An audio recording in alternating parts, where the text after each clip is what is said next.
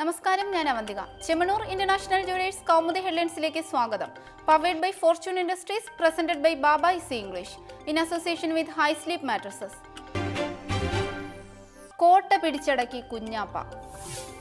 മലപ്പുറം ലോക്സഭാ ഉപതെരഞ്ഞെടുപ്പിൽ 1,71,038 വോട്ടിന്റെ ഭൂരിപക്ഷത്തിൽ UDF സ്ഥാനാർത്ഥി PK കുഞ്ഞാലിക്കുട്ടിക്ക് ജയം. ഇ അഹമ്മദ് 2014 നേടിയ ലീഡിൽ 23,000-ലധികം വോട്ടിന്റെ കുറവ്.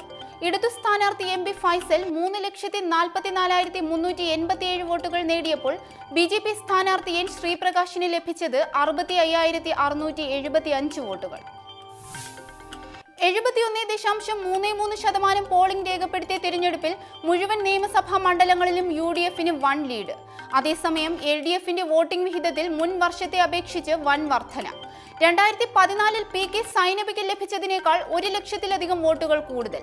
BJPക്ക് 957 വോട്ടുകളുടെയും വർധന. കുഞ്ഞാലിക്കുട്ടിക്ക് ഏറ്റവും കൂടുതൽ വോട്ട് വിഹിതം സ്വന്തം നിയമസഭാ മണ്ഡലമായിരുന്ന വേങ്ങരയിൽ, കുറവ് പെരിന്തൽമണ്ണയിൽ. 4ാം സ്ഥാനത്തുള്ള നോട്ടയ്ക്ക് 4,098 വോട്ടുകൾ. UDF-ന്റേത് മികച്ച ജയമെന്ന് PK കുഞ്ഞാലിക്കുട്ടി. വോട്ടിംഗ് ശതമാനത്തിലെ വർധന ഇടതുപക്ഷത്തിനുള്ള അംഗീകാരമെന്ന് MB ഫൈസൽ. ജനവിധിയിലെ വാക്പോര്.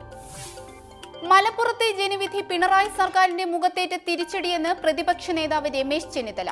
സർക്കാരിനെ പിരിച്ചുവിടാനുള്ള നടപടി PB യോഗത്തിൽ നിന്ന് പ്രതീക്ഷിക്കുന്നതായും പ്രതികരണം. വർഗീയ ഫാസിസത്തിനും CPM-ന്റെ അക്രമ രാഷ്ട്രീയത്തിനുമെതിരായ ജനവിധിയെന്ന് സുധീരൻ. UDF-ന്റേത് ഉജ്ജ്വല ജയമെന്ന് AK ആന്റണി. മലപ്പുറം ഉപതെരഞ്ഞെടുപ്പ് LDF-ന്റെ വിലയിരുത്തലല്ലെന്ന് മുഖ്യമന്ത്രി പിണറായി വിജയൻ.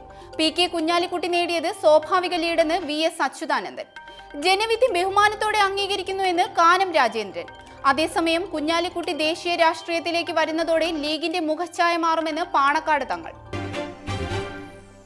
ദിനകരനെതിരെ കേസ്. പാർട്ടി ചിഹ്നത്തിനായി 50 കോടി രൂപ കോഴ വാഗ്ദാനം ചെയ്തു എന്ന പരാതിയിൽ Anna DMK deputy general secretary TTV ദിനകരനെതിരെ കേസ്. ഡൽഹി ക്രൈംബ്രാഞ്ച് നടപടി ദിനകരന്റെ സഹായി 1.5 കോടി രൂപയുമായി പിടിയിലായതിനു പിന്നാലെ ഇദ്ദേഹത്തിനെതിരെ ചുമത്തിയത് ക്രിമിനൽ ഗൂഢാലോചനയും അഴിമതി നിരോധന നിയമവും. 2 ചിഹ്നം ശശികല പക്ഷത്തിന് ലഭിച്ചാൽ 50 കോടി നൽകാമെന്ന് ദിനകരൻ ഉറപ്പു നൽകിയിരുന്നതായി ചോദ്യം ചെയ്യലിൽ ഇടനിലക്കാരന്റെ മൊഴി. അന്വേഷണവുമായി സഹകരിക്കാൻ ദിനകരന് നോട്ടീസ് അയച്ച് ക്രൈംബ്രാഞ്ച്. എന്നാൽ ആരോപണം അടിസ്ഥാനരഹിതമെന്ന് TTV ദിനകരൻ. ഇന്നത്തെ സ്വർണം വെള്ളി നിരക്കുകൾ.